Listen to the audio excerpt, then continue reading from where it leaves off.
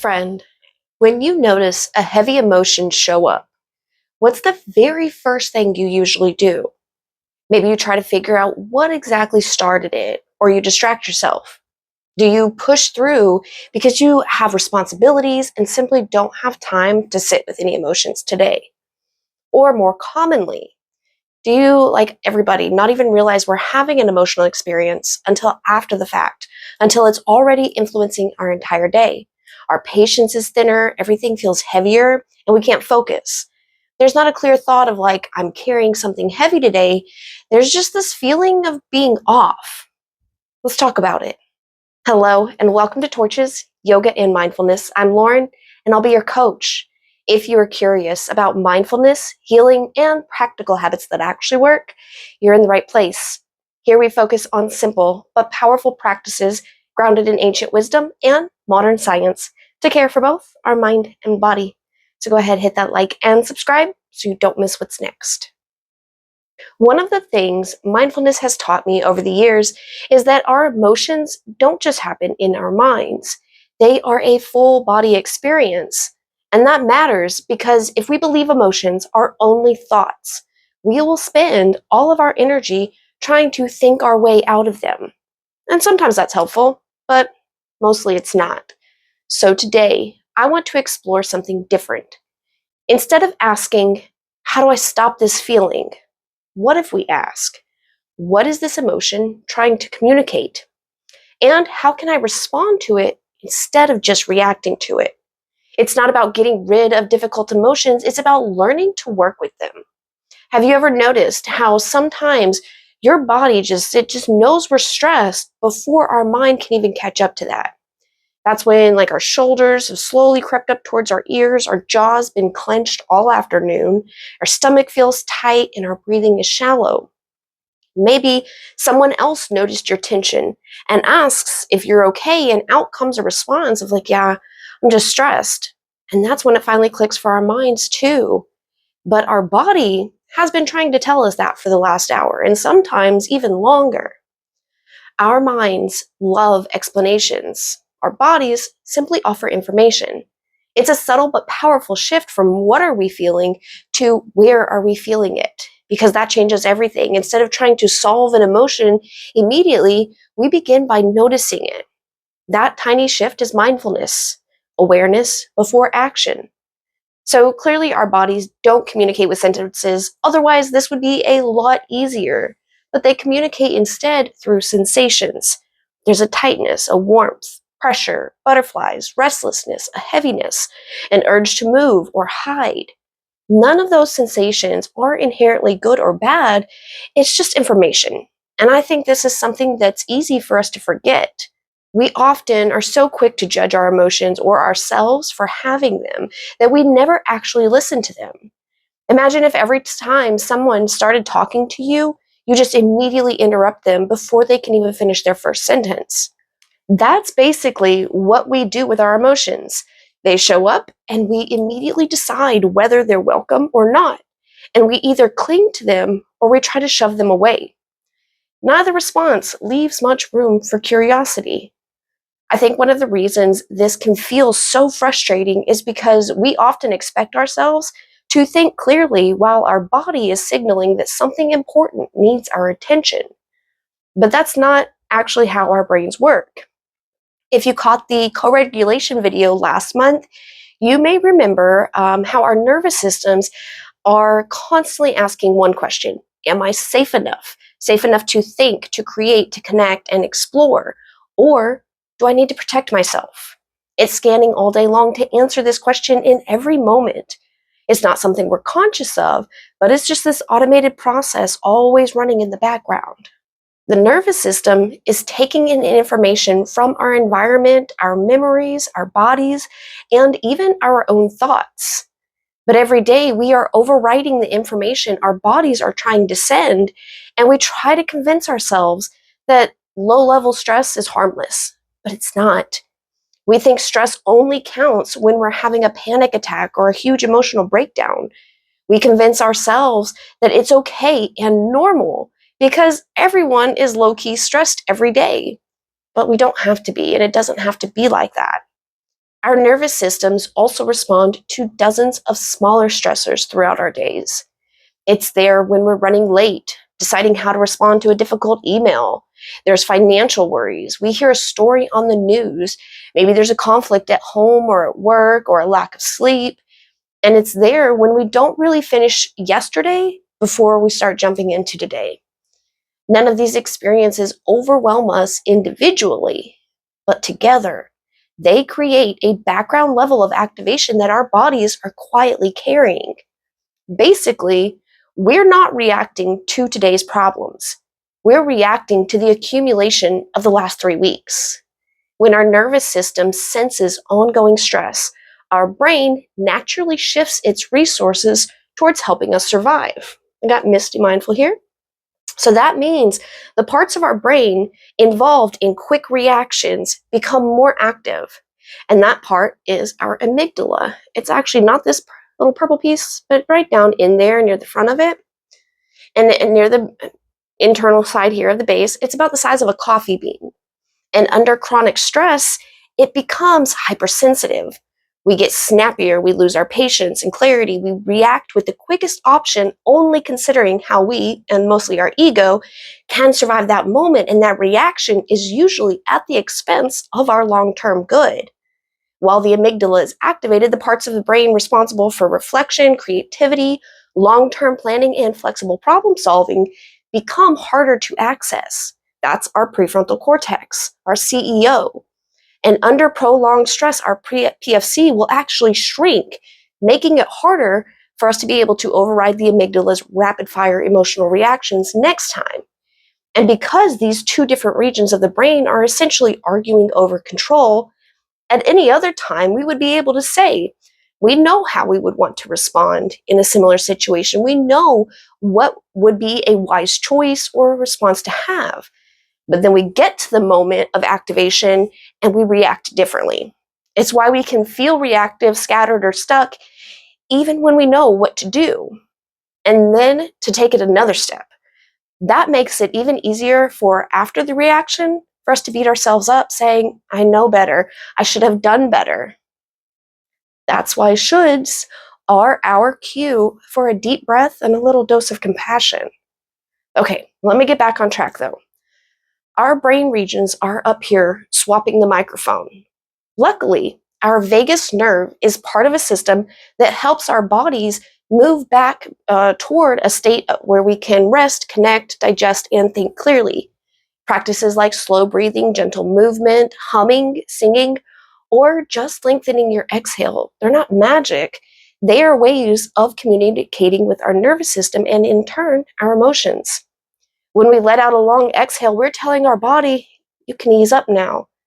And when our body begins to feel a little safer, our minds follow and begin to get a little more clear. And when we're under ongoing stress, our bodies release hormones like cortisol and adrenaline. They are super helpful when we need to respond to a real challenge. The problem isn't the chemicals. It's that our system is responding to too many triggers for too long. And it's not that it was helpful when we were getting chased by lions and now it can't tell the difference when someone says something mean to us. It's that sometimes those triggers are external. Life really is asking a lot of us, but sometimes we begin adding our own fuel to the fire. We replay old conversations. We worry about tomorrow before it's even here. We become attached to how we think things should be or who we think we need to be. Our bodies often respond to those internal experiences much the same way they respond to external ones. They don't keep score of where the stressor comes from, if it's an outside experience or a story we are replaying on the inside. They just respond to the signal. So the chemicals aren't bad. It's that we don't get enough time or opportunities in between to return to a baseline. It's difficult to access curiosity, creativity, patience, and thoughtful decision making when our chemistry has been preparing us to just simply get through the day. This is one of the reasons mindfulness isn't about forcing ourselves to think more positively. It's about creating the conditions where our bodies remember they are safe enough to think clearly again. Mindfulness doesn't create choice, it reveals the choices that stress makes it difficult to see. When our nervous systems begin to settle, we don't just feel calmer, we gain access to parts of ourselves that were there all along.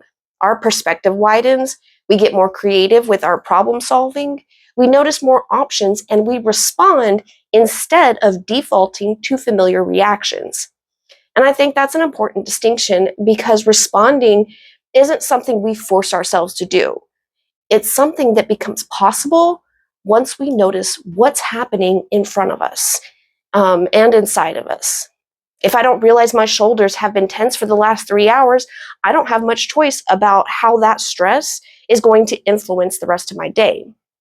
If I don't notice that my breathing has become shallow, or that my jaw is clenched up, or that I've replayed the same conversations 20 times this afternoon, I'm probably going to keep reacting from that place. Mindfulness gives us the opportunity to catch the signal before it becomes the story and before the story becomes our behavior. So it makes sense that different emotions need different responses. We don't respond to sadness the same way we respond to excitement. We don't respond to fear the same way we do frustration. So we can't expect one coping mechanism to work for every emotional experience. Sometimes anxiety wants movement, grief wants stillness, anger needs a safe expression, and exhaustion needs actual rest. Different people need different responses, and mindfulness allows us to get curious enough to notice what this particular moment is asking for. It's not about fixing every emotion. Some simply need to be witnessed. Others may need movement or space. The practice is learning the difference, which, of course, brings us to the exercises of this whole workshop. This isn't an exercise in trying to get rid of an emotion or force ourselves to feel better. If you've been around the channel for a while, you know that's not how we practice here. It's much simpler than that. We're learning to notice what our body has already been trying to tell us, and then responding with curiosity instead of judgment. Sometimes just being seen and acknowledged is enough for our nervous system to begin settling, not because we've solved every problem in our lives, but because we've stopped fighting the fact that this is what we are experiencing right now. From there, we'll offer our bodies a little support through breath or gentle movement, whatever feels right. And there's no wrong answer there, because different emotional experiences with different people asks for different kinds of care. You might notice a big shift during this practice, or you might notice something very subtle. You may even just simply become more aware of what's happening inside you than you were just a few minutes ago. And each of those experiences is incredibly valuable. Remember, the goal isn't to leave the practice feeling a certain way. The goal is to leave with a little more connectedness and awareness than we started with. Because why? Awareness brings choice, and choice is where intentional living begins. So, if you're ready, let's try it together. I'll guide you through the practice, but I'll also leave the steps in the description below so you can come back to it later. Okay, you don't have to close your eyes if you don't want to, but if you are in a safe space to do so, and if it will help you better connect inward, please feel free to close your eyes or let them fall out of focus. Take one slow breath in to settle where you are. Instead of asking yourself, how are you feeling? Ask, what am I noticing right now? Where do you notice sensations in your body? Shoulders, chest, throat, jaw, hands? Just notice. Now we get curious. What do you notice about this sensation? Does it feel light or heavy, warm, or is it moving? Does it have edges or feel expansive or contractive? Just objectively observe, nothing to fix. Now ask yourself another question. If it could move, how would it want to? Maybe there's an urge to sigh or stretch, roll your shoulders. Maybe it needs a little more movement, like a walk. Maybe it just needs a long exhale for now. You don't have to force anything. Simply notice what your body seems to be asking for. Let it take any movement needed. Take another slow breath in. Notice whether anything has shifted, loosened, not shoved away, just seen. If anything remains, let it know you will return another time, but for now, you're going to step away. As you're ready, you can flutter your eyes open or blink them back into focus to come back to the space with me. All right.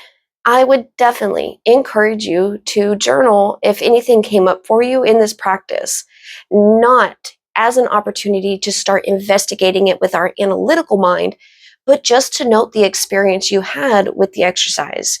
If the feeling you noticed and worked with today, maybe it loosened up, but didn't dissipate. As you return to the practice and keep track of it, you'll be able to better notice any changes or patterns in it. I will leave you with this. I think sometimes we believe we're either supposed to control our emotions or be controlled by them. But there's another option. We can develop a relationship with them built on awareness, curiosity, and compassion. Not every emotion is a problem to fix. Some are just asking for a moment of our attention. And the more we learn to notice what's happening in our bodies, the more choices we have in how we respond.